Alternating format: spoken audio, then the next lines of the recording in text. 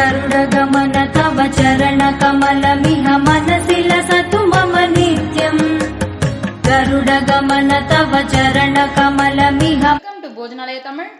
இன்னைக்கு நம்ம போஜனாலயால பார்க்க போற ரெசிபி திருவாதிரை கூட்டு தான். 7 கறிக்காய் கூட்டு.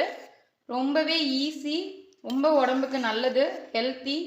அதுக்கப்புறம் இந்த திருவாதிரை அன்னைக்கு பண்ணக்கூடிய இந்த களிக்கு மேட்சாக தொட்டு சாப்பிடக்கூடிய இந்த கூட்டோட ரெசிபி இப்போ எப்படி பண்ணுறதுன்னு பார்க்கலாம். இந்த வீடியோக்குள்ளே போகிறதுக்கு முன்னாடி நம்மளோட போஜனாலயா தமிழ் சேனலை மறக்காமல் சப்ஸ்கிரைப் பண்ணிக்கோங்க. இப்போ ரெசிபிக்குள்ளே போகலாம். இந்த திருவாதிரை கூட்டு பண்ணுறதுக்கு நான் என்னெல்லாம் காய் எடுத்து வச்சுருக்கேன்னு காமிக்கிறேன்.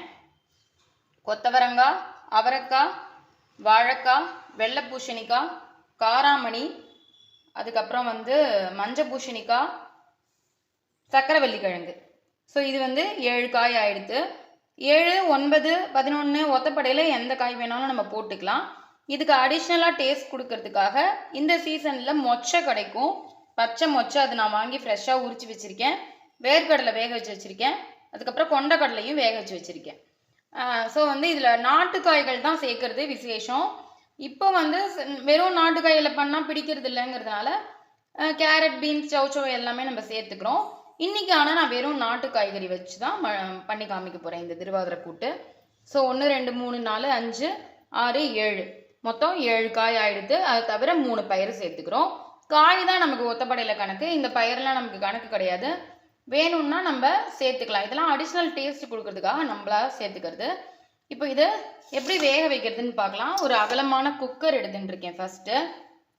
இதில் ஃபஸ்ட்டு இந்த காராமணி கட் பண்ணி வச்சுருக்கிறத சேர்த்துக்கிறேன். இது கொஞ்சம் வேகிறதுக்கு இதுவாக இருக்கும், அதனால் அடியில் சேர்த்துக்கிறேன். அதுக்கப்புறம் கொத்தவரங்காய் சேர்த்துக்கிறேன்.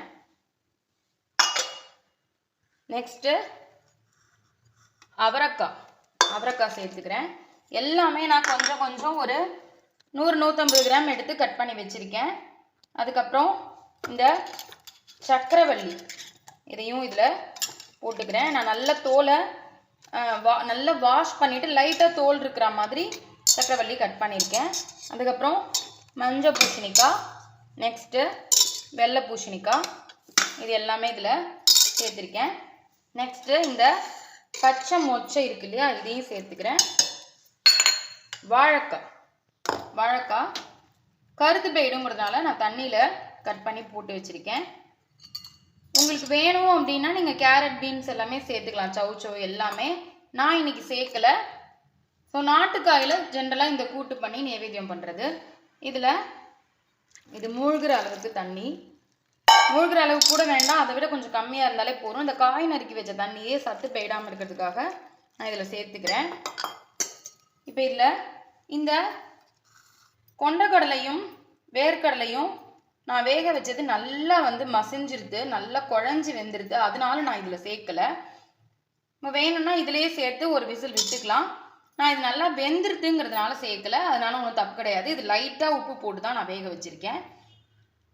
நெக்ஸ்ட்டு நல்ல கலர் கொடுக்கறதுக்கு மஞ்சள் பொடி சேர்த்துக்கிறேன். அதுக்கப்புறம் காய்கறிகளுக்கு தேவையான அளவு கல் உப்பு சேர்த்துக்க போகிறேன். இது நம்ம இப்போ கொஞ்சம் உப்பு போட்டு வேக வச்சிடலாம். அதுக்கப்புறமா வேணும்னா மேல் உப்பு போட்டுக்கலாம். இப்போ இதை என்ன பண்ண போகிறோம்னா, அடுப்பை ஏற்றி ஒரே ஒரு விசில் வர்ற மாதிரி நான் வேக விட போகிறேன். அதாவது ஒரு விசில் வந்ததுக்கு அப்புறமா 2வது விசில் வரத்துக்கு முன்னாடி இதை நம்ம ஆஃப் பண்ணிட்டோம் அப்படின்னா குழையாமல் சூப்பராக வெந்தும் இருக்கும், அதே சமயம் ரொம்ப குழையாது. ஏன்னா நம்ம எல்லாமே நாட்டுக்காய் போட்டிருக்கோங்கிறதுனால இந்த காராமணியை தவிர பாக்கி எல்லாமே ரொம்ப ஈஸியாக வெந்துடும். ஸோ இது ஒரு 1.5 விசில் விட்டு நான் காமிக்கிறேன் உங்களுக்கு. குக்கர் விசில் வரதுக்குள்ளே நம்ம என்ன பண்ணிக்கலாம், இந்த கூட்டுக்கு அரைக்கிறதுக்கு சாமான் வறுத்துக்கலாம். இதில் நம்ம என்ன பண்ண போகிறோம்னா, ஒரு நல்ல பெரிய டேபிள் ஸ்பூனால் 2 டேபிள் ஸ்பூன் இருக்கிற மாதிரி கடலைப்பருப்பு எடுத்துக்கிறேன்.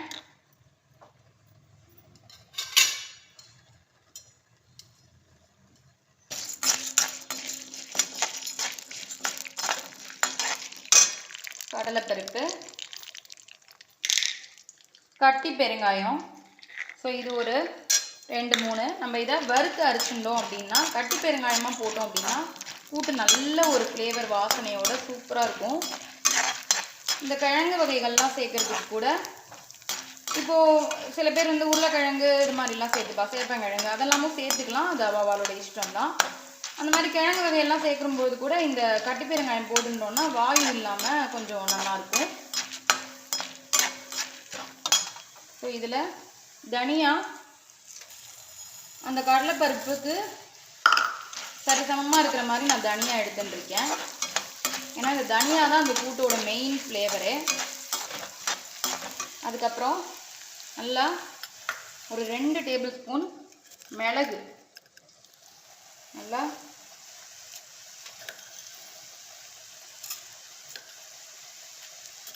மிளகோட காரம் வந்து நல்லா சூப்பராக இந்த கூட்டுக்கு எடுத்து கொடுக்கும். இதில் கொஞ்சம் கருவேப்பிலையும் சேர்த்துக்கிறேன் வாசனைக்கு. அதுக்கப்புறம் மிளகு சேர்த்தாலும் நம்ம மிளகா வத்தல் சேர்க்கணும்.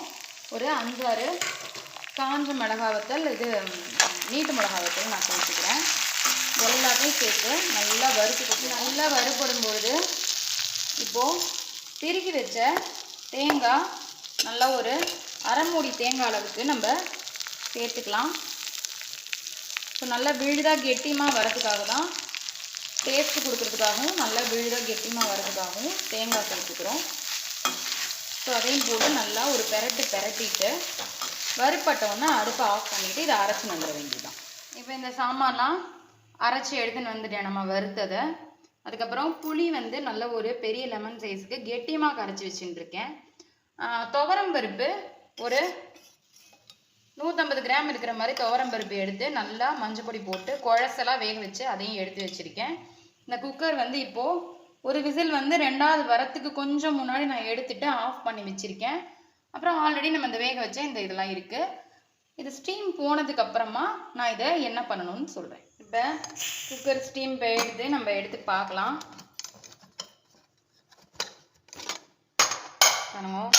குழையாமல் சூப்பராக வெந்திருக்கு. இதை அப்படியே நம்ம அடுப்பில் ஏற்றிட்டு ஃபஸ்ட்டு அடுப்பை பற்ற வச்சுக்கலாம். நல்லா வெந்திருக்கவும் செஞ்சுருக்கு, அதே சமயம் குழையவும் இல்லை. இதில் நம்ம கெட்டியமாக கரைச்சி வச்சுருக்கோம் இல்லையா இந்த புளி, அதையும் இந்த கடலை வகை எல்லாமும் நம்ம சேர்த்துக்க போகிறோம். ஃபஸ்ட்டு நம்ம முதல்ல குழஞ்சிரும்னு சேர்க்கல இல்லையா, இது நல்லா வெந்துருது ஆல்ரெடி. எவ்வளோ வேணுமோ பார்த்துன்னு சேர்த்துக்க வேண்டியது. அதுக்கப்புறம் இந்த வேர்க்கடலை 2ஐயும் நான் சேர்த்துக்கிட்டேன் ஃபஸ்ட்டு. அதுக்கப்புறம் இந்த கெட்டியமாக கரைச்சி வச்சுருக்க புளியை ஃபஸ்ட்டு ஊற்றிக்கிறேன். ரொம்ப தண்ணியாக கரைச்சிட்டோன்னா கூட்டு ரொம்ப நீர்த்து போயிடும், அதனால் கெட்டியமாக கரைச்சிருக்கேன். ஸோ இது ஒரு 5 நிமிஷம் இந்த புளி வந்து பச்சை வாசனை போகிற அளவுக்கு ஒரு 5 நிமிஷம் கொதிக்கட்டும். அதுக்கப்புறமா நம்ம இந்த அரைச்சி வச்சுருக்கிறதெல்லாம் சேர்க்க வேண்டியதான். இப்போ புளி நல்லா கொதிச்சிருக்கு. நம்ம நெக்ஸ்ட்டு என்ன பண்ண போகிறோம்னா இந்த அரைச்சி வச்சுருக்கோம் இல்லையா இந்த விழுது, நான் கெட்டியமாக தான் கொஞ்சம் அரைச்சி எடுத்துன்னு இருக்கேன். ஏன்னா வந்து ஆல்ரெடி இதில் வந்து புளி தண்ணி, அதுக்கப்புறம் இந்த காயோட தண்ணி எல்லாமே நிறையா இருக்குங்கிறதுனால நான் கொஞ்சம் கெட்டியமாக தான் அரைச்சி வச்சுட்டுருக்கேன். இது ஃபஸ்ட்டு நல்லா இதில் போட்டு கலந்துக்குவேன். நல்லா போட்டாச்சு. இது எல்லாத்தையுமே அரைச்சி வச்சுருக்கிறத இதில் இந்த வேக வச்சு வச்சுருக்கேன் இந்த துவரம் பருப்பையும் ஆட் பண்ணிவிட்டு அப்படியே ஒன்றா கலந்து விட்டுட்டு கொதிக்க விட வேண்டியதான். சப்போஸ் நல்லா கலந்துட்டு சப்போஸ் எக்ஸ்ட்ரா இருக்கிற மாதிரி இருந்ததுன்னா விட்டுருங்கோ, இல்லை போட்டால் ஃபுல்லாக சரியாக வரும் அப்படின்னு நினச்சா இது எல்லாத்தையும் போட்டு அப்படியே நல்லா கொதிக்க விட வேண்டியதான். இப்போ இது நல்லா கொதிச்சுன்னு இருக்கு. இதில் நம்ம இன்னும் ஒரு விஷயம் என்ன பண்ண போகிறோம்னா, கொஞ்சமாக இந்த புளியோட எருப்பை எடுக்கிறதுக்கும் இந்த உப்பு காரம்லாம் சேர்ந்து வரதுக்கும் கொஞ்சமாக வெல்லம் சேர்க்குறேன். சேர்த்துட்டு இது நல்லா கொதிக்க விட்டுட்டு ஒரு 2 நிமிஷம் இதுக்கு ஒரு தாளிப்பு மட்டும் நம்ம கொடுக்க போகிறோம். கொடுத்துட்டோம்னா அவ்வளோதான், இது ரெடி ஆகிடுது. நம்ம ஆல்ரெடி உப்பு போட்டு தான் இதில் வேக வச்சுருக்கோம். உங்களுக்கு வேணும் அப்படின்னா மேல் உப்பு மட்டும் நைவேத்தியம் பண்ணிவிட்டு மேல் உப்பு வேணா போட்டு பார்த்துட்டு வாயில் விட்டு பார்த்துட்டு போட்டுக்கலாம். ஸோ அவ்வளோதான். இப்போ இதுக்கு என்ன தாளிப்புன்னா, தேங்காய் எண்ணெயில் கொஞ்சம் கடுகும் கருவேப்பிலையும் நம்ம தாளிக்க போகிறோம். ஆல்ரெடி நம்ம இந்த தேங்காய் வறுத்தோம் இல்லையா, அந்த இழுப்பு சட்டிலேயே நான் தேங்காய் எண்ணெய் ஆல்ரெடி காய வச்சுருக்கேன். இதில் நல்லா வாசனைக்கு கடுகு வெடிச்சதுக்கப்புறமா பச்சையாக கருவேப்பிலை கொஞ்சம் இதில் போட்டு அப்படியே வறுத்துட்டு நம்ம தாளிப்பு போட போகிறோம்.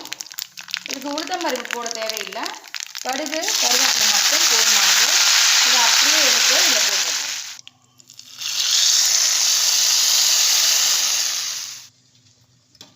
அவ்வளோதான், சிம்பிள் திருவாதிரை கூட்டு ரெடி. இந்த பாருங்க, காயெல்லாம் வந்து எவ்வளோ சூப்பராக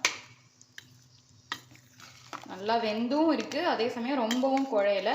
பரங்கிக்காய் பூசணிக்காயெல்லாம் வந்து எப்பயும் கொஞ்சம் குழையக்கூட காய்கறிகள் தான், அதனால நம்ம அதை பரவாயில்ல, ஒன்றும் தப்பு கிடையாது.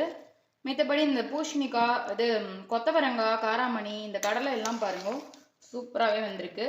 அவ்வளோதான், சிம்பிள் திருவாதிரை கூட்டு ரெடி. எல்லாருமே ட்ரை பண்ணி பாருங்க. ஆல்ரெடி களி பண்ணின வீடியோ நான் போட்டிருக்கேன், இப்போ இந்த கூட்டு வீடியோவும் நான் வந்து போடுறேன். அந்த களி வீடியோவும் இதோட டிஸ்கிரிப்ஷனில் லிங்க் கொடுக்குறேன். எல்லாருமே நான் சொன்ன மாதிரி இந்த நாட்டு காய்கறிகள் யூஸ் பண்ணி இந்த கூட்டு ட்ரை பண்ணி பாருங்க. நம்ம போட்டிருக்கோம்.